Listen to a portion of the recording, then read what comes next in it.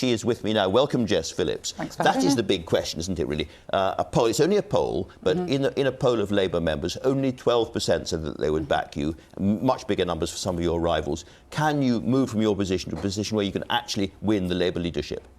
Well, I wouldn't be doing this if I didn't think that that was possible. I think that if we don't listen to what happened in the last general election, but the last 4 general elections, and really think about how we have got to try and make the Labour Party win power again, if we carry on having this conversation about which bit of the party people come from and constantly harking back to the past, whether it's the Blair government, the Brown government or the Corbyn administration, we're not learning the lesson that the country has told us. So I actually think that the truth is that I can win the backing of lots of the Labour members from all different areas of the party. So let's look at the lesson. Let's look at what is the lesson from the country you take from this election defeat in particular? What was the single thing or several things that produced this terrible result for you? Well, there wasn't one single thing. There's been a huge amount of talk. Was it Jeremy Corbyn? Was it Brexit? Was it the manifesto? Well, the all truth of those is, 3 things it might have been. It was all of those things, but there is something much more fundamental. The fundamental thing is that the country didn't trust us to govern. It didn't trust us to deliver on what we were saying. And we have got to listen to that. Politics has changed, and we have got to show that we can change with it. Doing the same thing again, it just simply won't be enough. People have got to feel a connection with us again. People have got to feel like we are on their side. And currently, I've heard it since the election, I've heard it before. They just didn't trust that we were going to deliver the things that we said. The truth is, for you to win, you need lots of people to join the party again who left during the Jeremy Corbyn years. You need people to come back in again and vote for you. I mean, it's not just people coming back in, actually. And the Labour Party should always be looking out to the country and asking people to take part in our movement. When the Labour Party has had a shock like the one it has just had, and we need not just to win back the seats that we have lost, we also need to win the next general election. We need a 1997 swing to just get even. We have got to make our movement more representative of the people. So of course people should join, not just for me, but because the Labour Party has got to start looking a lot more to the country. And do you trust the NEC, which is in charge of the process, to allow those people joining to vote for Jess Phillips to actually vote? Do you know what? I absolutely do trust, because the reality is at the moment there is a huge amount of buzz around this contest for lots of different reasons, and some of it is, there's nice things being said online, not so nice things being said online. But I think that actually, in the public glare, lots of people joining the Labour Party, for the NEC to then say, we're not interested in you being... That would look so incredibly bad for the Labour Party in a time when it needs to stop looking just inside itself and look outwards. A lot of people who don't want you to become leader of the Labour Party look at your record during the Corbyn years, and particularly what you said to the newspapers not long before the election, when you said you didn't think the party could win an overall majority. Now, that may well have been true, but for an awful lot of activists, it felt like a bit of a kick in the teeth when they were out there slogging on the streets. They felt disloyal, and they asked, why should we be loyal to Jess Phillips when Jess Phillips can't be loyal to Jeremy Corbyn and the leadership as was? I think that the fundamental part of the question that you asked is, did I tell the truth as I saw it? So much of politics... No, it's not, actually. But so much of politics... The fundamental part is whether you are loyal. But is it loyal to stand in front of the country and say something you don't think is true? I was in Bury yesterday, and a woman on the market stall said to me, the trouble is I don't believe what politicians say to me. I just think you all stand up there and feed out lines, and I want somebody who is going to tell me things, even if I don't like them. If the Labour Party had taken some heed of those of us who could see some of what was coming down the line, perhaps we could have changed it. Now, the loyalty question is a perfectly reasonable one, and hundreds and hundreds of activists. Answer to it? But the truth is, I am a Labour Party activist, have been almost all of my life, and hundreds of Labour Party activists came to help me, whether it was in my own seat across the country, and they heard what people were saying on the doorstep. this shouldn't be a test now of how we feel about each other in the Labour Party. This has got to be about whether the Labour Party can speak and connect and be trusted by the public. None of it matters about this fight with this person in the Labour Party unless we can win an election. And Labour values is what matters to Labour members and activists. They don't want to see kids living in bed and breakfasts, homeless people on the street. That is all that matters now, and that's what we have to focus on. Well, let's think about Jess Phillips, Prime Minister.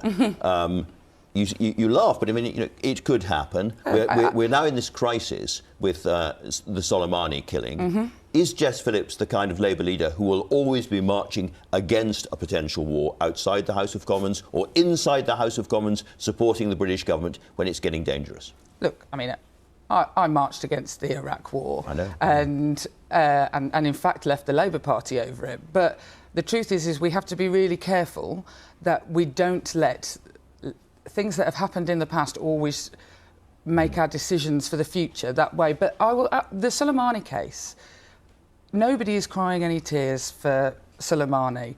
And this is not about whether we think that he should or shouldn't have been killed on his own merits. Soleimani is responsible for the deaths of lots of people's families in my constituency. But what we have to make sure is that when we take action, it is legal, it is proportionate, and that there is a moral case for it. And if those questions can be answered, then I would absolutely take action to protect British lives. You would take action. You would go to war to protect British lives if the boxes had been ticked and you were confident that was the right thing to do. If there is a moral case and a legal case for intervention that has been met, then politics isn't easy, and being a leader isn't easy, and people want there to be an easy answer to this question, and there isn't. The reality is that you can pretend that you would know what to do exactly in every situation, but you have to make decisions based on what you see at the time. And I would absolutely be willing to take action where there was a moral case and British lives were at risk. You had a very vivid phrase about the election. You said the manifesto was an avalanche when people needed a lifeline, which suggests that you think there was far too much in it. Can I ask you about some specifics in it and whether you would be in favour of them? Do you believe in... Would a Jess Phillips manifesto contain the nationalisation not just of rail, but of energy, water, power as well?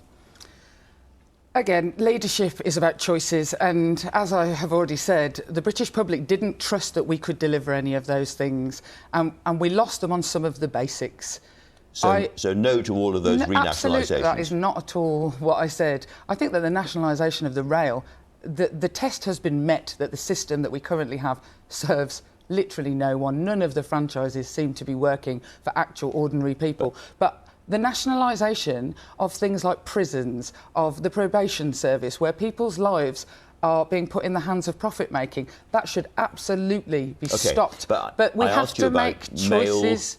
Water and energy. Of course, we have to, in the future, look to how those services can better serve the public, and nationalisation is one of those ways. But we have to make choices. While there are still homeless people literally sleeping outside my office, both in London and in Birmingham, we have to make the choices that people can trust that we will deliver. But in power, you can do more than one thing at a time. So, for instance, what about free broadband for everybody? What did you think when you saw that as a Labour Party promise? What I thought was actually what I think lots of people in the country thought was I wasn't sure how we were going to deliver that when... And like I say, we have to go back to the basics. My son doesn't go to school 5 days a week. And while that is the case, and lots of people in the country, they can give you their own example. They can't get social care for their parents. While that is the case, offering people free broadband was just not believable. Right. And we have got to be able to connect with people and take on Boris Johnson on the things that he is failing on before we get a chance to be credible on that. Very quickly, in the same spirit, what about compensating the WASPy women? Look, my mother-in-law is a WASPy woman who actually took redundancy from her job to help me become a candidate in the election because, you know, families all have to look after each other. 68 billion quid.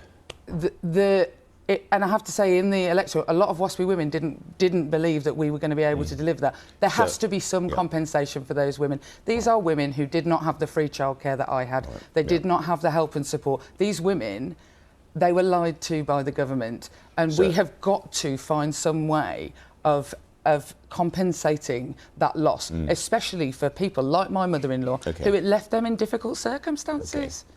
Final big policy issue is if you become Labour leader, we might have been out of the EU then by about 3 years. Is the Labour Party then a return to the EU party, or do you accept that argument is over? Look, Boris Johnson has a majority of 80. The Labour Party losing the election has consequences that we have to deal with. So I have to face the fact that as somebody who I have a Leave seat, but I campaigned for Remain because I thought it was the best thing for the people that I represent, and I thought it was the best thing for the country. And I'm not going to just change my mind on that. But what we have to do is wait and see. So you're a rejoiner now? No, we have to wait and see the situation where we are. People can sit and pretend that they know what it's going to be, but that is just a lie. We have to wait and see. But I will always think that we are better off, we are safer. All this conversation about Iran That's really interesting. Today, So if you're Labour leader in a few weeks' time or a few months' time, the Labour Party policy could be that eventually you'd like to return to the EU. You would have to look at what was going on at the time. If Boris Johnson, what our job is for the next 3 years is to hold Boris Johnson to account on all the promises. So if we are living in an absolute paradise of trade and we're totally safe in the world and we're not worrying about having to constantly look to America for our safety and security, then maybe we'll be wrong, maybe I'll be proven wrong. But the reality is if our country is safer, if it is more economically viable to be in the European Union, then I will fight for that, regardless of how difficult that argument is to make. Jess Phillips, it's been great talking to you. Thanks very much indeed for coming in.